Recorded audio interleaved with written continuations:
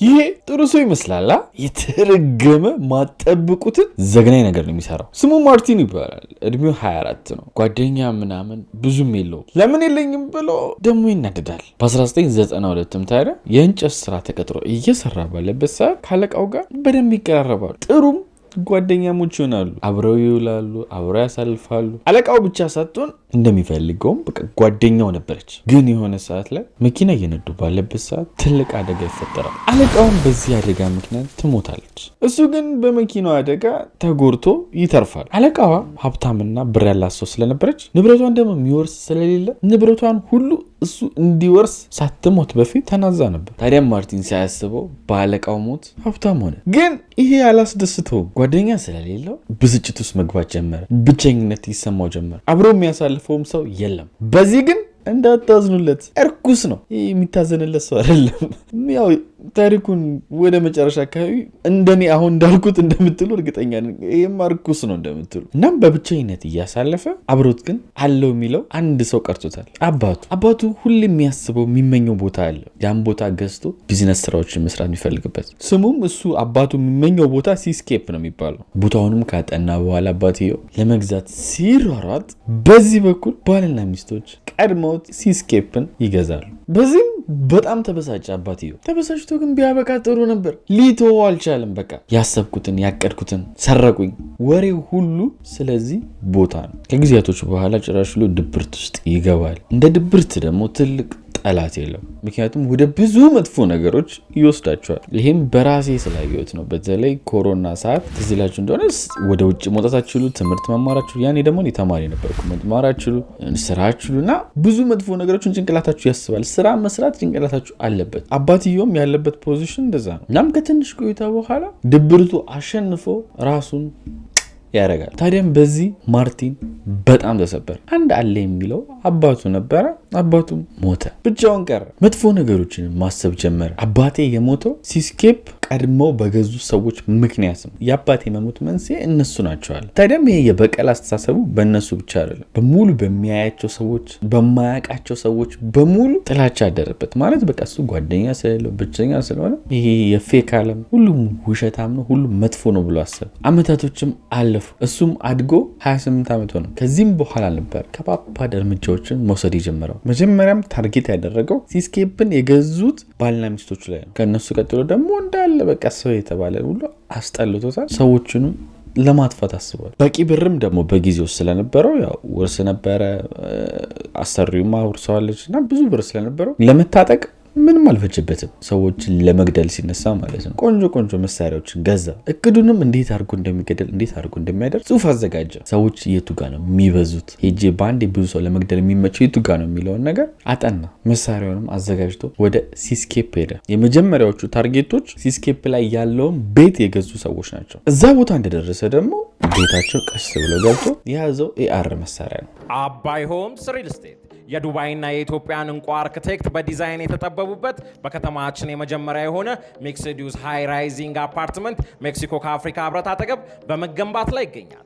ከባለ 1 መኝታ እስከ ባለ 3 መኝታ ሌክዠሪ አፓርትመንት ከ770 ሺህ ብር ቅድመ ክፍያ ጀምሮ እንዲሁም በኔት ኤሪያ ብቻ የምንሸጣቸውን የንግድ ሱቆች ከ12 ካሬ ጀምሮ ከ450 ሺህ ብር ቅድመ ክፍያ ጀምሮ እንካችሁ ይላል። ኮምፓውንድ መንደራችን ውስጥ የልጆች መጫወቻ ስፍራ፣ በቂ መኪና ማቆሚያ ስፍራ፣ ጂም እና ስፓ፣ የልጆችና የአዋቂዎች የመዋኛ ገንዳ፣ መሰብሰቢያ አዳራሽ፣ ዘመናዊ የሰዓት መቆጣጠሪያ እንዲሁም በርከት ያሉ አሚኒቲዎችን ያካተተ ነው። ለበለጠ መረጃ እና ሳይት ለመጎብኘት ከስር ባሉ ስልኮች ሃሎ ይበሉን።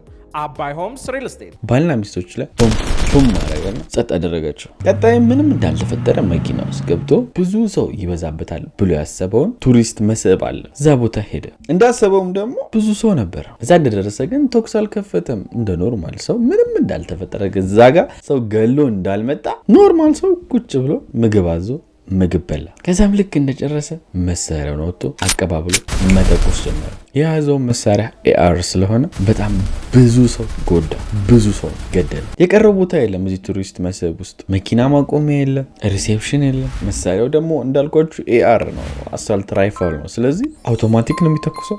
አይሰታችሁም። ሰውን እዛ አካባቢ እርግፍ ነው ያደረገው። ባስ ሁሉ አልቀረውም። የቱሪስት ባስ እዛ ውስጥ የነበሩትን ከነ ባሱ ነው ያነደዳቸው። ግን በዚህም አልበቃም። መኪና ውስጥ ገባ።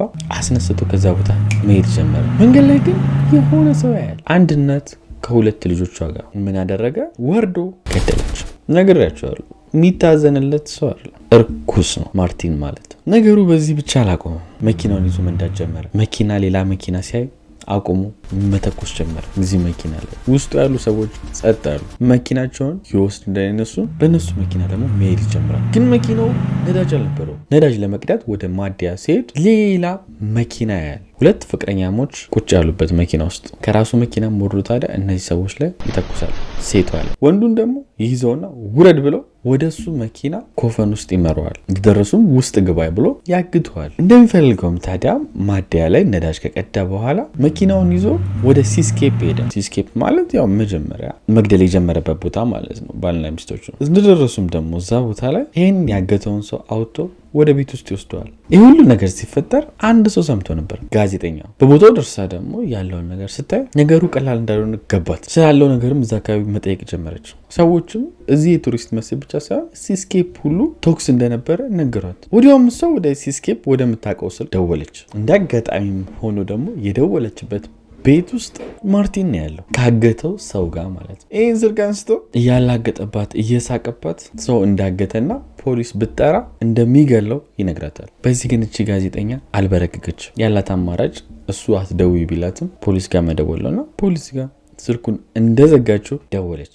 ፖሊስም ደግሞ ይህን የታገተ ሰው ለማዳን ወደ ሲስኬፕ ሄዱ። ቦታውንም ከባት። ያው ታጋሽ ስላለ ቀጥታ አልገቡ። ማርቲንን እጅን ወደ ላይ አድርገው ውጣ ማለት ጀመሩ። ማርቲን ግን በጭራሽ መውጣት አልፈለግም። ባለው ስልክም ይደውሉታል። ምር የምትፈልገውን እናቅርብልህ ይሉታል። እሱ ግን ምንም በቃ የሚፈልገው ነገር የለም። ያላግጥባቸዋል፣ ይስቅባቸዋል። የምፈልገው ምንድነው ሲሉት የምፈልገው ምንድነው እያለ ይደግማል። እነሱ የሚያወሩትን ማለት ነው። የያዘው በቃ ማላገጥ ነው። ትንሽ ቆይቶ ደግሞ እንደውም የሆነ ነገር ፈልጋል። ምን ሲሉት የወታደር ሄሊኮፕተር ታመጡልኛላችሁ፣ ከዛ ሄሊኮፕተሩ ኤርፖርት እንዲወስደኝ ፈልጋለሁ ይላል። ያው ሀሳቡ ኤርፖርት ከደረሱ በኋላ በሽጉጥ አድርጌ ከዚህ ሀገር እወጣለሁ ብሎ አስቦ ነው። መሳሪያ ደቀኝ ምናምን ግን ማይታሰብ። ምክንያቱም ፖሊሶችም አላቀረቡለትም ሄሊኮፕተሩን። ማርቲን አሁን የሚገርመውና ምንም ለሰው ልጅ እንደማይጨነቅ የምታውቁት እሱ ፖሊሶች አሁን ደፍረው ወደዛ ቤት እንዳይገቡ ያደረገው አንድ ባገተው ልጅ ምክንያት ነው። እሱን ግን ይገለዋል። ፖሊሶች ግን አላወቁ። ተኩሱ ዝም ብሎ የተተኮሰ ነው እንጂ መስላቸው ታጋቹ ላይ ይተኩሳል ብሎ አላሰቡም። ምክንያቱም ወደ ውስጥ እንዳይገቡ አንድ ያለው ተስፋ ታጋቹ ስለሆነ እንደዚህ አይነት ቀሽም ስህተት ይሰራል ብለው አላሰቡ። እናም በቃ እንዴት አድርገን እንደምንገባው እንዴት ነው የምናደርገው የሚለውን ውጭ ሆነው እየተመካከሩ ነው። ኦልሬዲ ታጋቹ ሞቶ ሰዓታቶች አለፉ። የሚያወሩበት የነበረበት ስልክ እንዳሁኑ ስልክ ዘመናዊ ስልክ አይደለም። አንቴና ያለው እንደ ቤት ስልክ አይነት ነው እና እሱም ለአጭር ጊዜ ነው የሚያገለግለው፣ ባትሪ ይጨርሳል። ስለዚህ አሁን ፖሊሶችና ማርቲን የሚገናኙበት መንገድም ተቋርጧል። የተለየ እርምጃም ሳይወስዱ መሽቶ ነጋ። ግን ደግሞ በዚህ በኩል ማርቲን አንድ ሀሳብ አመጣ። ለምን የሆነ ግር የሚላቸውን ነገር ወይም ደግሞ እዚህ ጋር ትኩረት ስቤ በዚህ በኩል ለምን አላመልጥም ብሎ አሰበ። ለዚህም ደግሞ ይሆናል ብሎ ያሰበው ቤት ውስጥ ሙቀት ለመፍጠር የሚቀጣጠል እሳት አለ። እሱን እሳት ለኮሰው። እናም ቤቱን እያነደደ ኑ እኔን ግጠሙኝ ማለት ጀመረ። ፖሊሶች ግን ሮጦ አልገቡም። እሱ ያው የጅል አስተሳሰብ ሮጦ ሲገቡ እኔ በጀርባ ምናምን አመልጣለሁ። ግን በጀርባ ቼክ ሲያደር ማፈናፈኛ አሳጥቶ ወጣል። ወዴትም አያመልጥም። እናም እዛው የሚቃጠልበት እሳት ውስጥ ሆኖ ኑ ይላል። ፖሊሶቹ አሁን ጭስ ሲያፍነው ይወጣል ብለው መጠበቅ ጀመሩ። እንዳሰቡትም ደግሞ ትንሽ ቆይቶ ጭሱ ፍን ሲያደርገው ጭራሽ ሁሉ እሳት ልብሱ መንደድ ሲጀምር እየሮጠ ይወጣል። ልብሱ ደግሞ እሳት ይዞ ነበር ብያቸዋለሁ። ልብሱም ከላዩ ላይ ያወልቃል። ራቁቱን ፖሊሶች ቀጨም ያደርጉታል። ፍርድ ቤትም ቀርበው 35 ሰው እንደገደለ ተረጋገጠ። 28 ሰው ደግሞ እንዳቆሰለ ታወቀ። በዚህም ምክንያት እድሜ ልክ ብቻ ተፈረደበት። የዛሬ እውነተኛ ታሪካችን ይህን ይመስላል። ላይክ፣ ሰብስክራይብ ማድረጋችሁ እንደረሱ። በቀጣይ ቪዲዮ እንገናኛለን። ወዳችኋለሁ።